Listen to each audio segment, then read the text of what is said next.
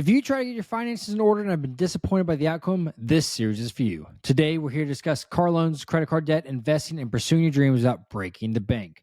We'll explore different strategies and hacks to take your finances to the next level. By the end of each episode, you'll have gained knowledge and confidence to tackle your own financial challenges to get ahead of 99% of people. You won't need to master any extreme techniques, and I won't ask you to invest $100,000 into a new get-rich-quick pyramid scheme. Instead, I'll be providing practical advice tailored to all individuals striving for financial success. I'm your host, Bailey Grady. Let's dive in. Confession number 1. I'm $10,000 in debt across 4 credit cards. I have a job, but I can't seem to make big enough payments. I'm feeling lost. Where do I even begin to tackle this? I read online to focus on paying down the higher interest rate credit card first, but every time I make a big payment on the card, I end up having to use the credit card I made a payment on because now I don't have enough on my debit card. I'm also attempting to save up for a car that I urgently need to cut commute costs down. Should I focus strictly on credit card payments? Should I save up for the car and just make minimum payments? I just need a direction to go in. My job pays $20 an hour and is the only job I have. Monthly, I make a net income of $2,600, more if I do overtime. I didn't mention it, but I also get a commission check every month, which isn't guaranteed, but on average, it's an extra $800, so about $3,400 a month. My expenses. Electric bill, $250 every other month. Gas bill, $80 a month. Phone bill, $65 a month. Dentist bill, $60 a month. Rent, $350 a month. Subscription services, $50 a month. Uber, $400 plus a month. Uber Eats, over $800 a month. The Uber amounts are for May's spending summary. Everything else I spend money on is little things like lunch or snacks. My credit card debts are $500, $5,800, and $3,800. You need to cut your food expenses greatly. Spending over $800 a month on Uber Eats is atrocious when you're $10,000 in credit card debt. I understand if you're working somewhere and you need food, but spending $800 a month on Uber Eats is just insanity when you're in this much credit card debt. You need to be shopping at a grocery store and meal prepping, whether that is bringing in sandwiches for lunch or finding meals that you like that are low cost and cutting this food bill down at least in half by buying groceries and cooking at home and not ordering Uber Eats. If you're $10,000 in credit card debt, you should not be ordering Uber Eats, DoorDash, or any of these programs or platforms that charge high delivery fees, have tips, etc. to get food. You need to be going to the grocery store and cooking food at home. If you're having, and then second, I guess, if you're having trouble attacking the largest credit card payment, you're going after the avalanche method right now, it might make sense to go after the snowball method. So if you're to change your approach and go the snowball method, start getting momentum with cutting your Uber Eats amounts by $400, $500 a month, you'll pay off the $500 credit card bill within a month. And then you'll start attacking the credit card that's $3,800 balance. And then you'll go to the $5,800 balance credit card. And you'll attack debts from smallest to largest. I think this is probably the best route for you since currently you're in that pattern right now that you don't think you're making any progress. So by attacking the smallest one, getting that one out of the way, you'll start seeing, okay, I can do this. I can get traction. I can pay off this debt. I think that'd be the best route to go. And then saving for a car right now, doesn't seem like the best idea either. I know you're spending $400 a month on Uber right now. You need to figure out, okay, what can I do to take public transportation? Is there a subway? Is there buses? There's definitely buses in whatever city you're living in that you can take to cut those transportation costs down a couple $100 a month. But saving for a car is not going to help you necessarily in the situation when you're paying so much in interest on these credit cards. So I would say get out of debt, get out of these credit card debts, and then let's figure out, okay, what's the steps for saving up for a car? Once you go to those minimum payments, once you cut your Uber Eats down and you get all that debt paid off, then you'll be able to save up quickly for a car. So confession number 2, car purchase help. I'm having trouble staying financially responsible. I'm 21 years old, driving a 2007 Toyota Camry. It's not my ideal car, but the amount of money I was paying to fix up my previous car, it was best to get something that was better taken care of. I pretty much lucked out getting the Camry. They're going for $12,000 to $14,000 within my area. I got mine for $8,000 with minimum issues. My problem is I'm having a hard time convincing myself to keep the car. My car payment is $237 a month and full coverage is $75 a month. I know Toyotas are extremely reliable. My issue is the typical I'm making more, so why not spend more situation. I'm looking at getting a new car to me, specifically a Dodge or Chrysler. I found a few that will be a bit more expensive, but I still within what I'm paying thanks to my credit score. Can someone knock some sense into me to keep this car? I'm currently making $30,000 a year. I still live with my parents, so rent is free. My main expenses are my phone bill, a music subscription, gas, and food. So I spend about $322 a month, not including my car note and insurance. Throwing in everything, I'm spending about $634 a month. The Spend More vehicle is mostly a guilty pleasure. My current car can do everything the new car would do. The only difference is the style and performance of it will be better. At first glance, yes, you need to be talked out of this. You're making $30,000 a year. You have a car that's working perfectly fine. You need to keep that car and not buy a new one. There's no point in going into further debt to have a car that you just pointed out that is a guilty pleasure. Frankly, no one cares about it except you. It's just a vanity metric at that point to go into further debt to have a nicer car. This current Camry gets you from point A to point B, has nothing wrong with it, as you pointed out, and you need to figure out, first off, let's get out your car loan currently. Let's figure out how can you pay off this debt quicker. You're making $30,000 a year, but you're only spending $600 a month. You should definitely be paying more towards that car loan and get it paid off as quickly as possible. And then that will also free up cash flow for, okay, hey, I want to move out of my parents' house and go rent a place and spending more money there. So focus on paying off your current car. Do not buy a new one. You don't need it. You're not making enough money to go justify buying a newer car or taking out a further loan on a car. And then 2, figure out a plan when you want to move out of your parents' house and start budgeting for that. Confession number 3. Is this a bad idea? My dad wants me to open a mortgage in my name for him to get a new house. My dad has a large house from my childhood in his and his dad's name. The house is being sold in the next year or 2.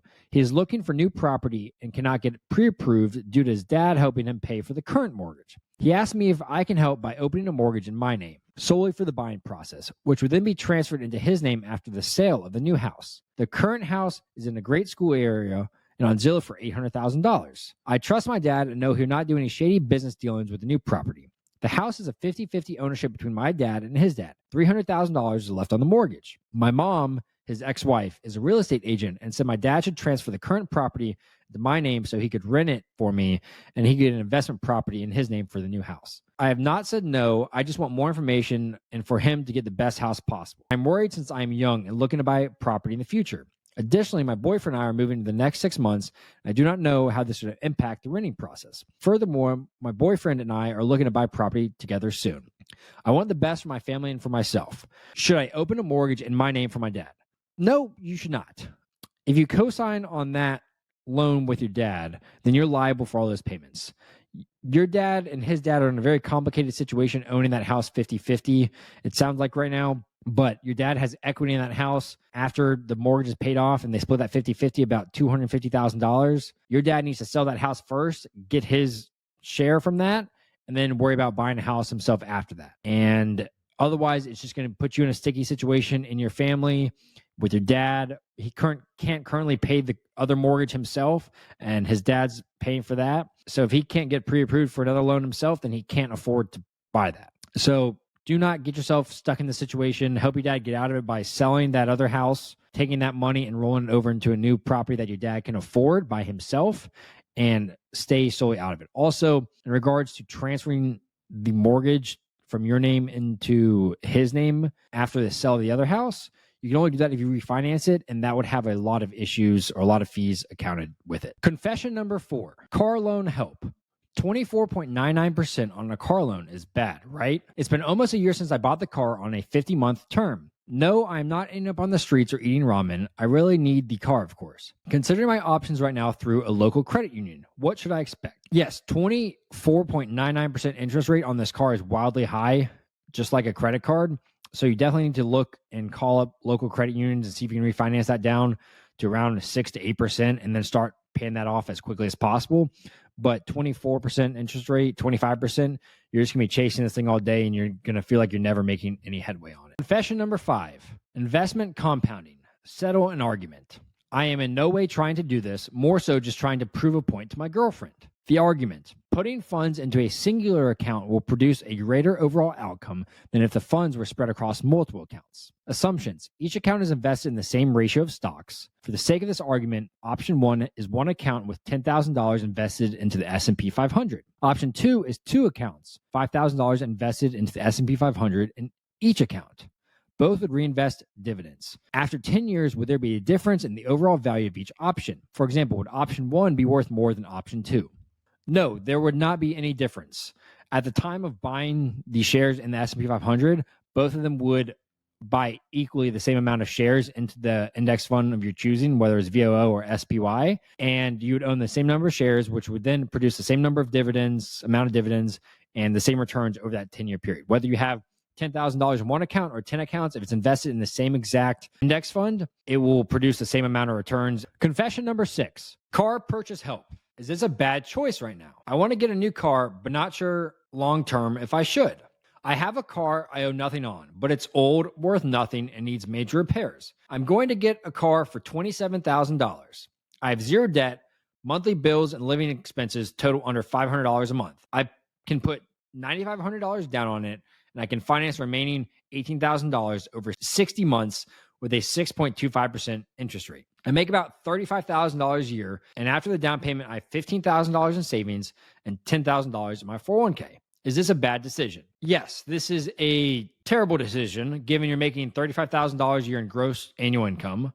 Buying a car that is $27,000, you are essentially spending 77% of your gross annual income on a vehicle.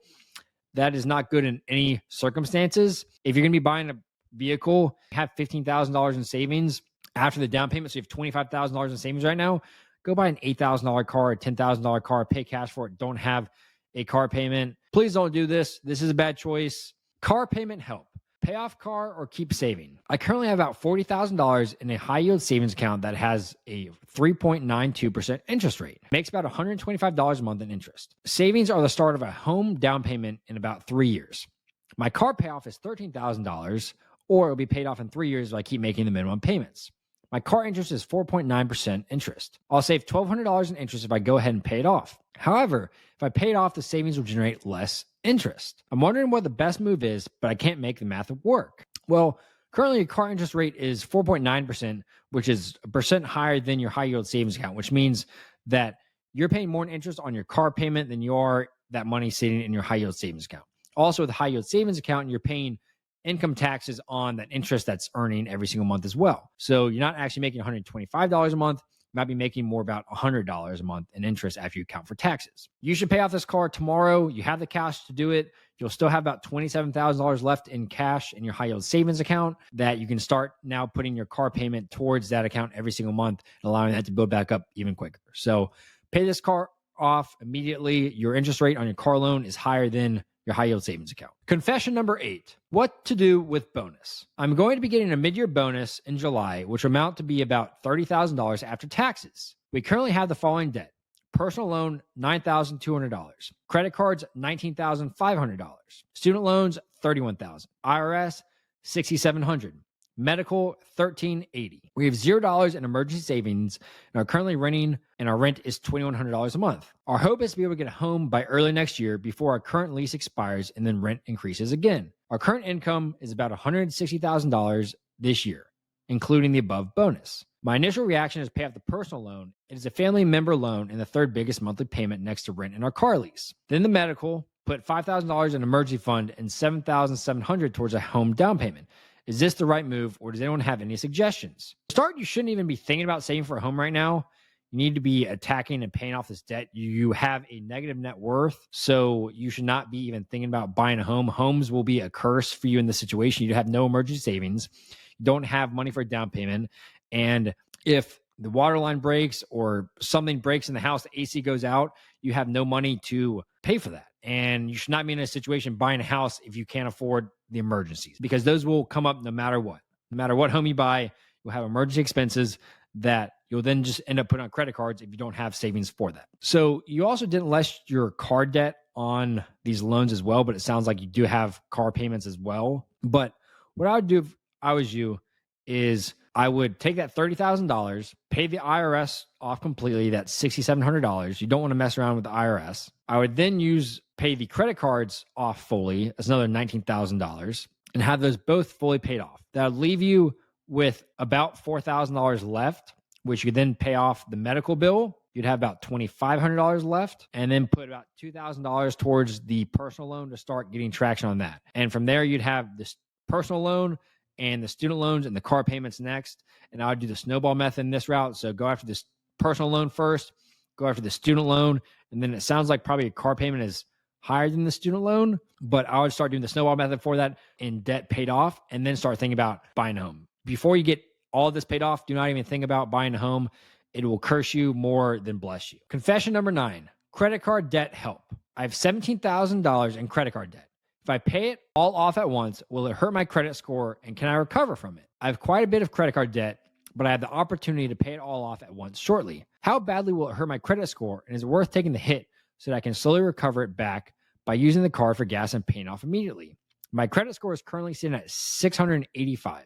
Don't even think about your credit score when you're $18,000 or $17,000 in credit card debt. If you had the opportunity to pay that off, pay it off immediately tomorrow. The interest is just going to kill you every single month. And it doesn't matter if it hurts your credit score. It doesn't matter if it helps your credit score. It just matters that you pay off the credit card debt and get out of debt. $17,000 in credit card debt is no joke. If you're making the minimum payments on that, it's going to take you 30 years to pay that off. Get out of debt, pay it off, and stay out of debt after this. Don't worry about your credit score. Once you pay it off, you'll actually be better because you won't have such a high utilization of your credit and you won't have missed payments or carrying balances month over month. So paid off, get out of debt, stay out of debt. Well, thank you for joining Money Confessions today. If you learned anything, then make sure you hit the like and subscribe button below and make sure you drop a comment as well. I really appreciate everyone's support so far, supporting my channel. Check out our other interviews on the series to see money discussions with other individuals around the United States. And we'll see you next time on Money Confessions.